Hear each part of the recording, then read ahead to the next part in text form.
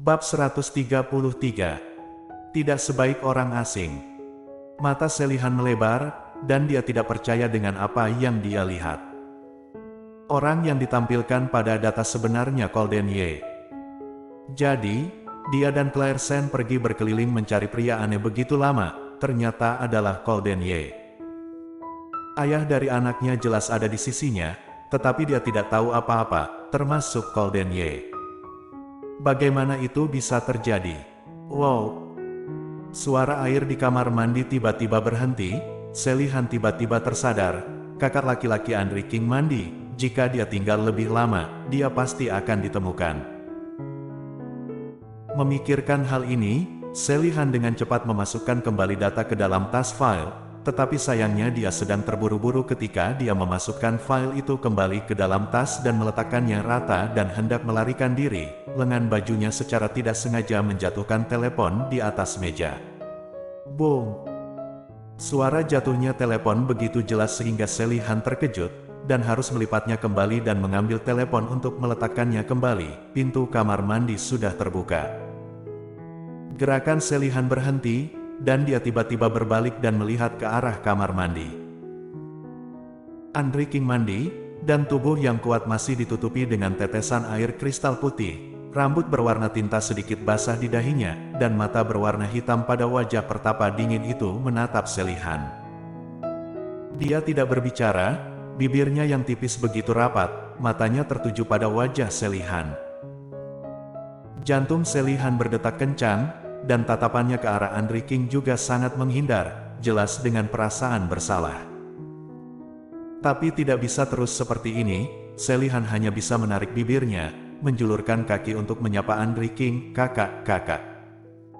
Suara Selihan bergetar ketika dia mendengar suaranya sendiri.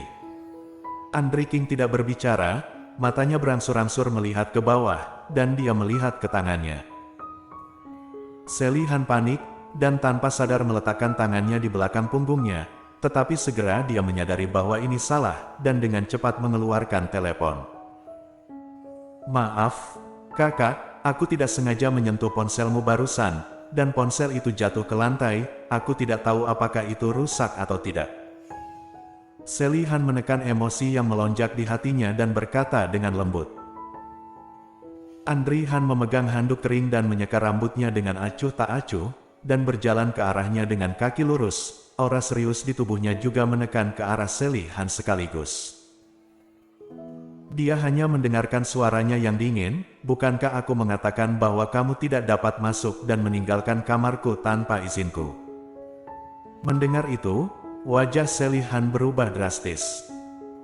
"Kakak, aku tidak bermaksud begitu. Aku baru saja mendengar bahwa kamu sedang mandi dan ingin masuk dan menunggumu." Pada titik ini, mata Selihan sangat gugup hingga meneteskan air mata, dan dia menatap Andri Han dengan sedih. "Aku tidak akan melakukannya lain kali. Aku akan pergi sekarang." Selihan meletakkan teleponnya dan ingin pergi. Andri King berhenti, "Tunggu sebentar." Setelah jeda, Selihan berdiri diam karena terkejut. Dengan tatapan tajam jatuh di belakangnya, Selihan mendengarnya bertanya, "Ada apa? Ayo kita bicarakan." Selihan mengerjap, menarik napas dalam-dalam, dan perlahan berkata, "Iya, tidak ada yang apa-apa. Hanya saja kakak tertua baru saja kembali dari luar negeri. Seli hanya merindukan kakak laki-lakinya, jadi datang dan lihat apakah kakak tertua sudah tidur atau belum. Aku..." Dia mulai berbicara tidak jelas. Selihan membenci dirinya sendiri seperti ini. Jelas dia sudah berpura-pura menjadi sangat baik, namun setiap kali bertemu dengan mata Andri King yang seolah mampu menembus hati orang, dia merasa seperti sedang berdiri di hadapannya. Apapun kebohongan yang dia katakan, dia akan terbongkar. Selain itu, dia memiliki hati nurani yang bersalah, jadi dia tidak percaya diri di depan Andri King. Andri King tidak mengatakan apa-apa lagi, matanya tertuju pada kantong kertas kraft, tetapi ketika dia hanya ingin mengambilnya, dia melihat bahwa benda itu telah dibuka oleh seseorang sebelumnya, dan dia menyipitkan mata dengan berbahaya. "Apakah kamu sudah membaca informasinya?" Selihan sedikit memucat ketika ditanya tentang hal ini. dan tanpa sadar menyangkalnya. Tidak, tidak.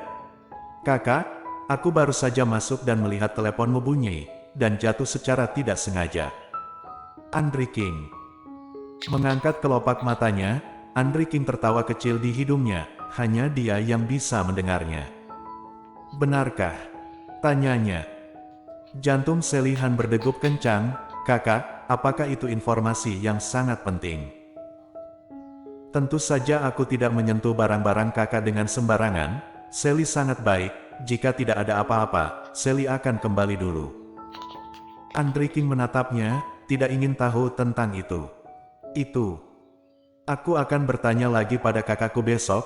Kakakku juga lelah hari ini, jadi aku harus istirahat lebih awal. Setelah berbicara, Sally Han meninggalkan ruangan seolah-olah melarikan diri. Andre King memandang sosoknya dengan dingin, membuka kantong kertas kraft, melirik informasinya, lalu melemparkannya ke atas meja. Setelah beberapa lama, dia memikirkan sesuatu.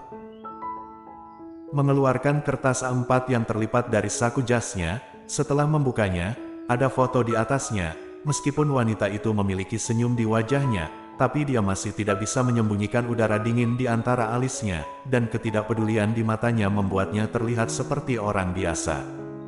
Siapa dia? Kenapa dia begitu mirip dengan orang yang ada di ingatannya?